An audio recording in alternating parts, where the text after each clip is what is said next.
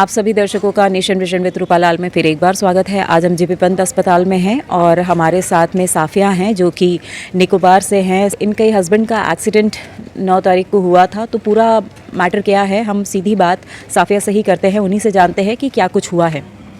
बताइए साफिया, क्या हुआ है? मेरा आदमी का एक्सीडेंट हुआ है 9 तारीख का टाइम में। तो फिर कहाँ पर हुआ?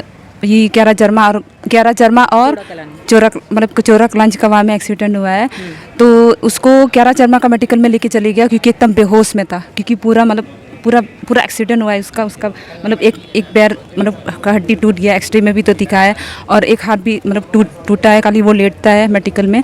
तो जब डॉक्टर विजिट करने का टाइम में जब वो आते तो वो हमको पता है कि ऐसा ऐसा हुआ है, उसको सर्जरी करना पड़ेगा, ये डालना पड़ेगा, वो डालना पड़ेगा, इसमें पूरा गर्ज है। तो मेरा पास अभी फ़िलहाल पैसा है ही नहीं है, क्योंकि यहाँ का लोग हम किसी को जानते ही नहीं है।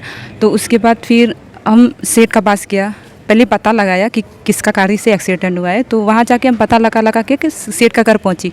फिर सेठ बोला कि तुम लोग यहाँ क्या करने आया करके, देखो हम निकोबार से हम निकोबार में रहती है, यहाँ में कोई नहीं है, हम मदद के लिए मांगती है करके बोला। फिर भी वो बोला, उसका तो लड़का भी आया था, क्यों आया करके वो लोग धमकी बोली कि हम मदद मांगने के लिए आया है, अगर आप मदद करेगा तो अच्छा रहेगा मेरा आदमी का इलाज के लिए, क्योंकि उसका ऑपरेशन का जो वो स्टील प्लेट जो डालने जा रहा है डॉक्टर, उसका तो पूरा ये पैसा लगता है।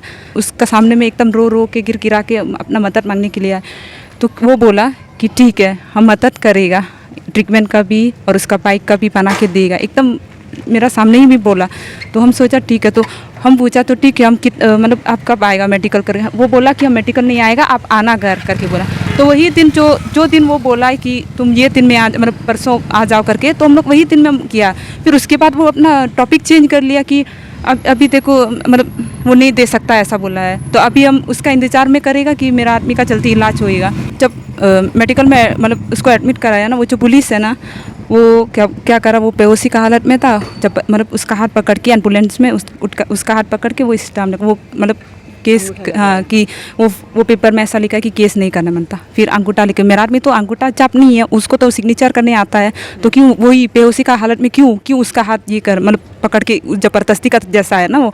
तो हम सोचते कि क्यों इस तरह कर रहा है। वो तो मेरे से पूछा भी नहीं है कि आपका आदमी ऐसा बोला है कि इसीलिए हम ऐसा लिख दिया, फिर वो केस नहीं करना मानता। वो कुछ बोला ही भी नहीं और मेरे से कुछ पूछा भी नहीं, बस खाली उसका हाथ पकड़ा, फिर वो स्टाम्प वो पेपर में ऐसा स्टाम्प लगा दे उसका हाथ में। मेरा आदमी तो एकदम बेहोश में था, ठीक से बात करने भी हम उसको उठाया, वो सुनाई नहीं देता उसको, एकदम बेहोशी का हालत में था। ऐसा पूरा खून बहता था उसका पैर में और उसका हाथ में, क्योंकि एकदम चमड़ा निकल के हड्डी ना कोस हड्डी एकदम सफ़ेद हड्डी दिखाई देने लग गया था उसका पैर में।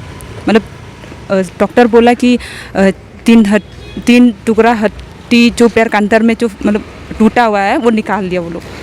कल शायद उसका ये ऑपरेशन होएगा, क्योंकि वाटर स्पोर्ट का लड़का लोग आके थोड़ा मदद करके, थोड़ा पैसा जमा करके, थोड़ा उसका जो स्टील का जो ये है, क्योंकि मेरा पास कुछ नहीं है, वो लोग ही मदद कर। लेकिन सेठ तो जो बोला था वो मदद नहीं करा वो, क्योंकि हम रेफ़र का बारे में उसको पता है ना कि उसका रेफ़र होने हमारे वही टाइम में उसका घर गया, धूप में, वो भी घूम काम के, ऑटो का पैसा भी नहीं था, फिर भी हम चल के गया वही में। वो बाइक का जो टूटा वो नहीं है मटका, उसका साइकिल का वो सब टूटा हम देखा उधर में, जहाँ वो जो जगह में वो काम चलता था उसका, वो गाड़ी का रोला का। तो फिर हम लोग गया उसका पास में, फिर अभी तक फ़िलहाल तो कुछ नहीं करा वो, एक रुपया भी पैसा नहीं दिया वो बोला कि इलाज करेगा, गाड़ी का पैसा देगा। यहाँ तक भी उसका लड़का भी बोला कि नौकरी भी देगा, जॉब भी देगा, ऐसा बोला। अभी हम जॉब के लिए करता, पैसा के लिए करता कि अपना आदमी के लिए? हम उसको बोला कि हमको पैसा नहीं मांगता अंकल, हमको पैसा नहीं मांगता, खाली आप इलाज करके तो वो सारा सामान मंगा के तो अच्छा इलाज होएगा उसका, बस वो ठीक से चलने लग जाना, बस वो अपना काम भी कुछ ढूंढ फिर सकता ना जब चलने लग जाएगा। तो फिर नहीं हुआ। तो अभी आप क्या चाह रहे हो साफिया? ये जा रहे हो कि वही सेठ जो है ना, जो वो जुबान दिया कि वो मदद करेगा, वो करना। और ऐसा भी बोला कि मेरा आदमी ड्रिंकिंग किया, तब की ड्रिंकिंग नहीं किया था, कुछ केस नहीं, कुछ नहीं, बस वही जगह में वही मेडिकल में एकदम केस कुछ हुआ ही नहीं है। अच्छा, ग्यारह चरमा हॉस्पिटल में। इस मुद्दे के साथ में राकेश्वर जी भी जुड़े हैं, हम उनसे भी जानते हैं कि क्या माजरा है और ये मैटर अब कहाँ तक पहुँचा है। 9 तारीख को जोड़ाई कलान काली मंदिर के पास इनके हस्बैंड का एक्सीडेंट हुआ और उसके बाद ये जो है पेशेंट जीबी पंत में है। और इनके पास में मदद के लिए कोई चारा भी नहीं है। और डॉक्टर जो है उनको रेफ़र किया है। पहला तो 10 तारीख को सर्जरी हुई है और उसके बाद डॉक्टर ने रेफ़र किया और कहा है कि 10 दिन के अंदर आप मिलन जाके ट्रीटमेंट करा लीजिए। रूपा जी, फर्स्ट ऑफ ऑल तो जैसा कि साफिया जी एक ट्राइबल लेडी है। दूसरी चीज़, मुझे एक चीज़ समझ में नहीं आई, मैं जो कि सवाल हमारे अंडमान निकोबार एडमिनिस्ट्रेशन के डीजीपी साहब, ट्राइबल वेलफेयर डिपार्टमेंट और हमारे अंडमान निकोबार एडमिनिस्ट्रेशन से पूछना चाहूँगा। तो पुलिसकर्मी जो उस वक्त वहाँ पे आयोग का ड्यूटी निभा रहा था, वो कैसा एक बेहोश पेशेंट का थंब इम्प्रेशन ले सकता है एक वाइट पेपर में। तो ताजुब का बात इसमें ये पूरा सीन में देखने को ये आया रूपा जी कि जब एक्सीडेंट होती है तो सब में पहला काम होता है कि आपका पुलिस जो है लेके जाके मेडिकल कराती है दोनों साइड की, जो कि इस पर हुआ नहीं है। दूसरी लॉजिक चीज़ ये है कि क्या पुलिस को इतना अर्जेंसी थी कि एक बेहोश पेशेंट का थंब इम्प्रेशन लेना? वो तो उसको होश आने के बाद भी ले सकती थी, जो कि गलत हुआ है। तो मैं डीजीपी साहब से ये रिक्वेस्ट करूँगा कि आप इस पर सख्त से सख्त कार्रवाई की जाए और जो गलती हुई है उसके लिए उसको सज़ा मिलना चाहिए, क्योंकि आपका स्टाफ ऑलरेडी जोड़ाई कलान का वहाँ पे ड्यूटी पे था और वो क्रेन वाला को रोका, क्रेन का चालक को, उसके बावजूद वो मूव करा और इसके चलते दुर्घटना हुई। तो वो स्टाफ का भी जो स्टेटमेंट है इम्पॉर्टेंट है। आज सुबह मैंने साफिया जी को लेके ट्राइबल काउंसिल HL जो हमारे पुनिस बे में स्थित है वहाँ पे लेके गया मैं, और वहाँ पे भी उनका वो लोग स्टेटमेंट सुने और रिकॉर्ड करे और प्लस अपना कैप्टन्स जो भी उनका है हायर अथॉरिटी उनसे वो बात किए और वो भी आश्वासन दिए कि हम इस पर एक्शन लेंगे। ट्राइबल वेलफेयर में भी ट्राइबल्स के लिए फ़ंड रहती है।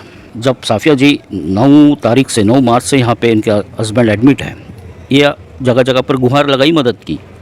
पहले तो हमारे नॉन लोकल के साथ होता था, अभी एक ट्राइबल के साथ भी हो गया है। तो अभी भी एडमिनिस्ट्रेशन खामोश है, चुप है, कुछ नहीं कर रही है, जबकि डॉक्टर चाहते हैं कि वो करे, पर उनके पास वो जो भी वो पेशेंट को ज़रूरत चाहिए वो नहीं है उपलब्ध, तो वो भी हेल्पलेस है।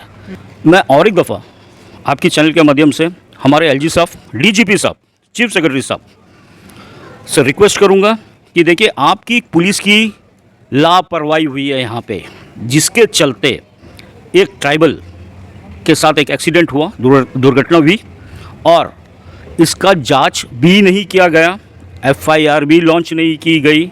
और ट्राइबल वेलफेयर से भी मैं रिक्वेस्ट करूंगा सर, आप लोग भी ये इशू को उठाइए, क्योंकि ये आज आपका बेटी का साथ में हुआ है, कल और किसी के साथ भी हो सकता है। तो आप लोग भी जाइए और ये मुहिम को आगे करिए, ताकि हमारा जीबीपन में जो भी कमियां हैं और पुलिस डिपार्टमेंट में भी जो भी कमियां हैं उसमें सुधार हो और लोग हंसी खुशी शांति से रह सके हमारे द्वीप समूह में। ने राकेश्वर जी को सुना और साफिया को सुना और क्या कुछ हुआ उनके हस्बैंड के साथ में। महज 29 इयर्स ओल्ड हैं इनके हस्बैंड, 4 बच्चे हैं इनके, और ये बच्चों को ले करके दर दर भटकती फिर रही है। सबसे दुखद बात ये है कि ट्राइबल्स के लिए इतना फंड आता है, इनके लिए अलग से ही इन ST हैं ये, और उनके लिए तो बहुत सारे फैसिलिटीज़ होते हैं, बेनिफिट्स होते हैं, बावजूद उसके एक लेडी यहाँ पर अकेले बेसहारा घूम रही है। जैसे तैसे उन्होंने अप्रोच किया राकेश्वर जी को और वो मदद के लिए आगे आए, उन्होंने भी काफ़ी कुछ किया, आप दर्शकों ने सुना। तो हम भी एडमिनिस्ट्रेशन से रिक्वेस्ट करेंगे कि इस मैटर को थोड़ा सीरियसली लीजिए, जो भी कुछ इनके साथ में इनजस्टिस हुई है उस चीज़ को रेक्टिफाई कीजिए, और स्पेशली जिस कॉन्ट्रैक्टर की नेग्लिजेंसी की वजह से ये चीज़ हुई है उन पर तो एटलीस्ट कार्रवाई होनी ही चाहिए। जिस तरह का उन्होंने आश्वासन दिया था, प्रॉमिस किया था, और अपने बात से मुकर गए वो आज। और एक 29 इयर्स ओल्ड का उस बंदे का आप जैसे वीडियो में आप देख ही लिया है, एक ही पैर में 3 फ्रैक्चर हैं उसके, दूसरे लेग में इतना स्टिचेस है, तीसरा आर्म्स फ्रैक्चर है प्लस स्टिचेस है, बहुत बुरा कंडीशन में वो बच्चा पड़ा हुआ है। तो हम भी उम्मीद करते हैं कि एडमिनिस्ट्रेशन तक पहुँचे जब ये वीडियो, तो आप इस पर कड़ी कार्रवाई करेंगे